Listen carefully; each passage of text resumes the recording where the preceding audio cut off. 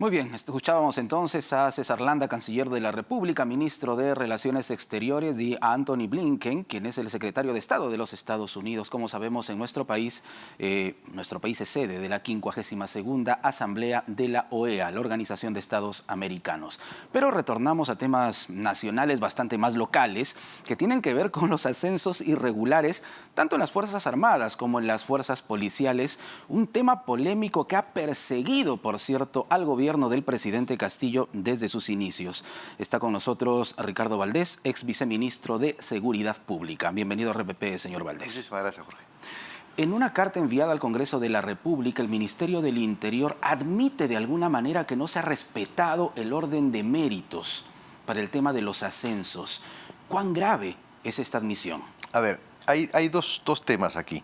En lo que son los sistemas de ascensos al interior de la Policía Nacional, hay por concurso, que llega a grado de coronel, y luego por selección, que es el que aplica a generales y tenientes generales. Correcto. Ese ángulo de la carta es correcto. Lo que no es correcto es que no hagan mención a un cuadro de méritos y de méritos que sí forma parte del proceso de ascenso a generales. Por más que se trate de un proceso de selección, por más que se trate, debe primar el orden de méritos. Son 4 momentos. Hay un primer momento en donde se excluye formalmente a los coroneles que no han cumplido con ciertos requisitos, cursos que tiene que haber tenido, tiempo en el grado, etc.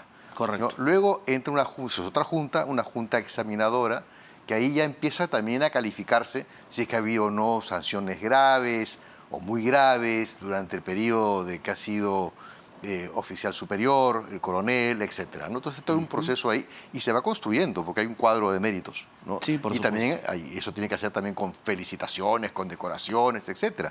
Entonces sí se estructura un cuadro. Y ese cuadro pasa a una tercera fase, que es el que se discute a nivel de la corporación de generales.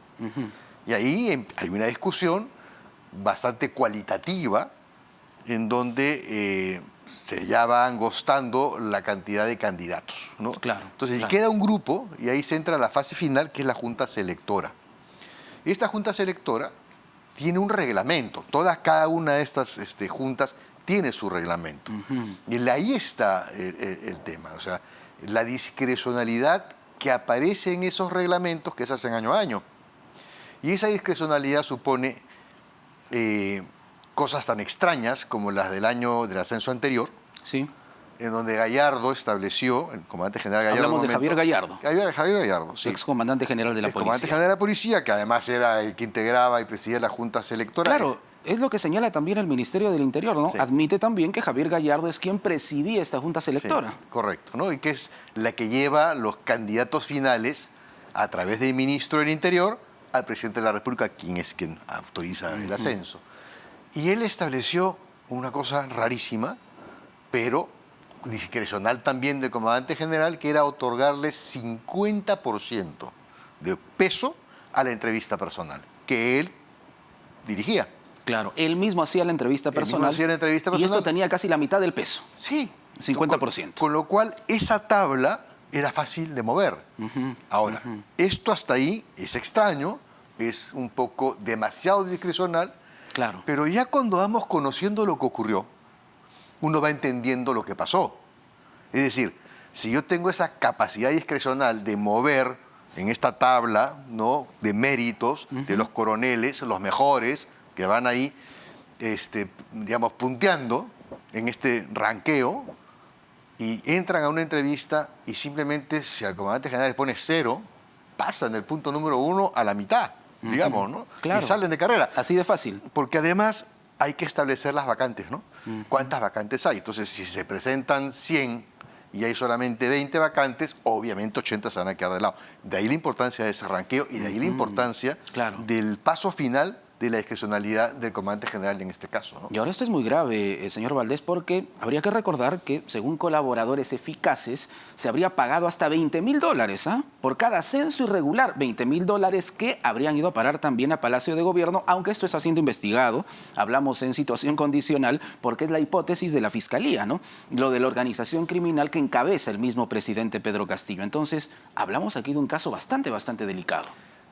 Por eso decía que esta discrecionalidad extraña ya conociendo los otros testimonios, la denuncia del subcomandante general Bueno en diciembre, las declaraciones en el Congreso en enero, la salida de Javier Gallardo como comandante general junto con el ministro Guillén, que se enfrentaron por este problema, luego las declaraciones en el Congreso, la apertura de la carpeta fiscal donde se involucra a generales que eventualmente pagaron, las declaraciones de Pacheco donde afirma que no fueron 5, sino 10 los coroneles que pagaron.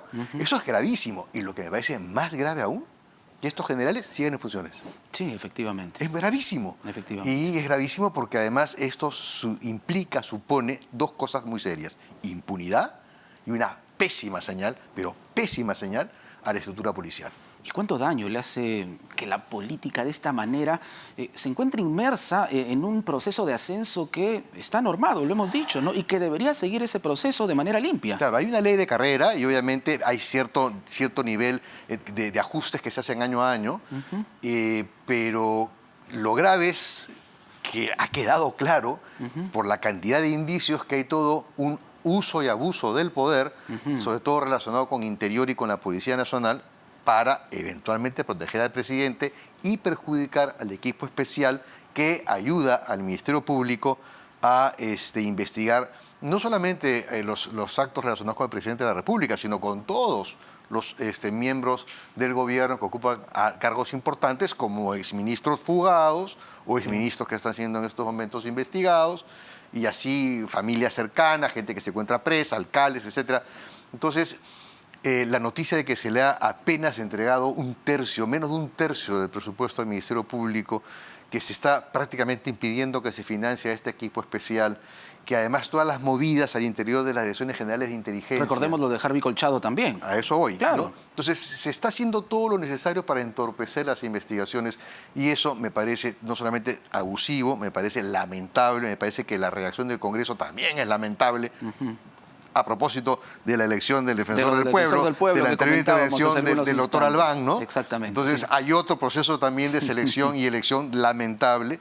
Y lo más grave es que la discrecionalidad para efectos de este proceso de ascenso de este año la han bajado de 50 a 30, pero es un exceso igual. Es decir, si esto no se maneja, ese nivel de discrecionalidad en un 10 o un 15%, obviamente la aguja la van a mover hacia el lado que más les conviene. Y ahora, señor Valdés, ¿esto afecta también todo este panorama de inseguridad ciudadana que estamos viviendo? Yo creo que es uno de los aspectos centrales del incremento, de la disparada de casi 30% de victimización que hemos tenido en el último año. Obviamente, porque no hay plan que se pueda poner en práctica, no hay mando que se sostenga. 7 ministros del Interior. Una barbaridad, ¿no? 7 ministros en un año. 5 comandantes generales, 10 directores generales de inteligencia en el ministerio. Es imposible que se pueda poner en práctica algún tipo de plan, ¿no? Sobre todo que con los cambios que se producen, estos cambios en el alto mando, que además son también otra pésima señal, generales reincorporados en el puesto número 2, en el puesto número 3, investigados, reincorporados, que están puestos ahí para cumplir, a mi modo de ver, una misión secundaria. Eso también es importante de no olvidar. Y no vamos a olvidar tampoco, señor Valdés, lo que está ocurriendo con el tema del avión presidencial, ¿no? Claro, no sabemos quién es Lai Vázquez, pero ahora el Centro Liber, el portal que está investigando todo este caso, ha revelado 400 folios enviados por la FAP, la Fuerza Aérea del Perú. Allí, paso a paso, se detalla, por ejemplo, quiénes ingresaron al avión presidencial. Varios sobrinos del presidente, personas cercanas a la primera dama, incluso algunos que ahora se encuentran en situación de prófugos. La gran pregunta es, ¿realmente cualquier persona puede subir al avión presidencial si el presidente así lo ordena? No, porque esto es un recurso del Estado, es un vehículo del Estado, es carísimo mover un avión y las personas que suben ese avión tienen que tener una finalidad en el empleo de ese recurso del Estado. No es un avión para pasearse, para hacer turismo. No es el carro personal del presidente ni su avión privado. Así es. ¿No? Entonces, eso configura delito de peculado, a mi modo de ver, y yo creo que se nos viene una nueva carpeta fiscal en donde se va a involucrar al presidente de la República. 9 millones de soles, señor Valdés, se han gastado. Por eso, pues, no es poca cosa. Viajes. Así es. Muchísimas gracias por este diálogo con RPP. Muy bien. Hasta luego. Ricardo Valdés, ex viceministro de Seguridad Pública, aquí en Las Cosas Como Son. Retornamos con más.